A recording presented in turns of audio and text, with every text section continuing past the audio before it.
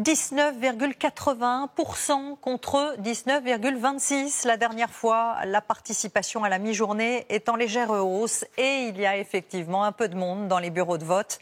370 millions d'Européens sont appelés aux urnes, parmi eux près de 50 millions de Français qui enverront 81 députés au Parlement européen. Reportage Lucas Ajdela et toutes nos équipes sur le terrain. Pour une poignée d'électeurs ici à Rennes, je déclare le bureau 411 ouvert. Le vote, c'est dès l'ouverture, à 8h. À voter. Parce que je pense que je n'aurai pas le temps de venir après, donc je préfère être là avant que les enfants se réveillent. Pour ces lève-tôt des urnes, le devoir civique n'est généralement pas une option. C'est une obligation, moi, je trouve. Parce qu'après, si vous n'êtes pas content, etc., tant pis pour vous. À voter. À Saint-Beauzire, dans le Puy-de-Dôme, à peine 1700 électeurs, mais déjà presque 30% de participation. Ce matin, une majorité de seniors, assidus et fiers de l'être. Je vote tout le temps, moi. Et si je suis pas là, je reste là pour voter, je m'en vais après. J'étais chez mes petits-enfants, je suis revenue hier au soir. Une vingtaine de listes seulement ont livré des bulletins. Mais elles sont bien 38 à être candidates. Je sais pour qui je vais voter, de toute façon, c'est sans problème. Donc, 38 listes, vous trouvez que c'est trop ou ça fait pas mal, oui, ça fait pas mal, je trouve. N'oubliez pas d'aller voter, voilà. Parfois, les électeurs ont pu joindre l'utile à l'agréable.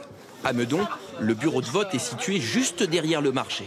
Et attention à ne pas se tromper de liste. Je vais voter pour en tête, ça va être Pamplemousse, je pense qu'il va être élu, moi.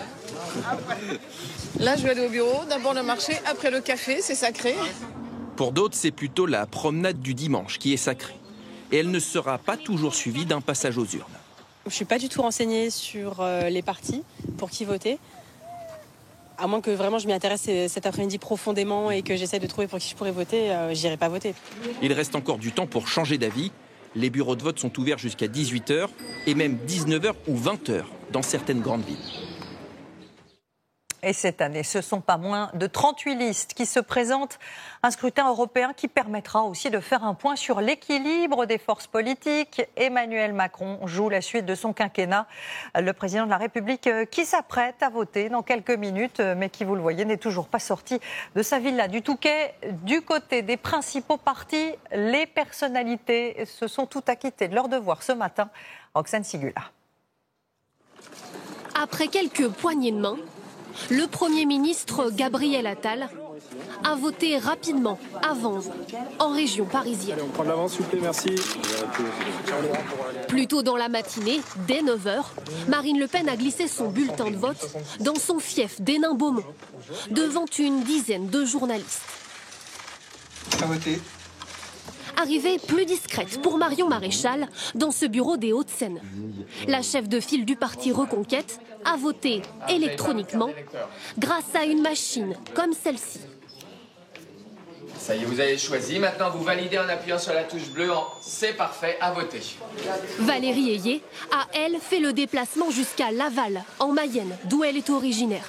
La tête de liste du parti Renaissance est l'une des rares à voter hors de l'Île-de-France. Comme Marie Toussaint, la candidate du parti écologiste s'est rendue un peu plus au sud, à Bordeaux. Vote express, sans attente. Beaucoup plus de monde dans ce bureau de Versailles. François-Xavier Bellamy, tête de liste des Républicains, a dû faire la queue comme tout le monde. À voter. Raphaël Glucksmann, candidat des socialistes, a lui aussi dû patienter de longues minutes avant de pouvoir voter. Moins matinal, Jordan Bardella s'est rendu aux urnes un peu avant midi. Là encore, vote électronique pour la tête de liste du Rassemblement national. À voter. Quelques minutes plus tard, c'était au tour de Manon Aubry. La candidate de la France Insoumise a déposé son bulletin dans la capitale. Et on retrouve Frédéric Delpech en direct du ministère de l'Intérieur. Dites-nous, Frédéric, est-ce que vous avez effectivement des signes d'une mobilisation électorale qui serait en légère hausse ? Tout à fait, Anne-Claire, c'est un léger sursaut avec 19,81%, un léger sursaut par rapport aux européennes de 2019, mais c'est surtout 4 points de plus que celles des européennes de 2014. Alors, à noter toutefois de fortes disparités en fonction des départements. Il y a une poignée de départements au-dessus des 25%, l'Ardèche 27,3%, la Haute-Saône 26,3%, et puis il y a ceux qui sont sous la barre des 15% à midi, avec l'Aisne à 13,7%, et en queue de peloton, la Seine-Saint-Denis 11%. À noter que Paris se situe sous la moyenne nationale de participation à midi. Merci beaucoup Frédéric, et nous verrons ce soir si cette tendance à la hausse se confirme.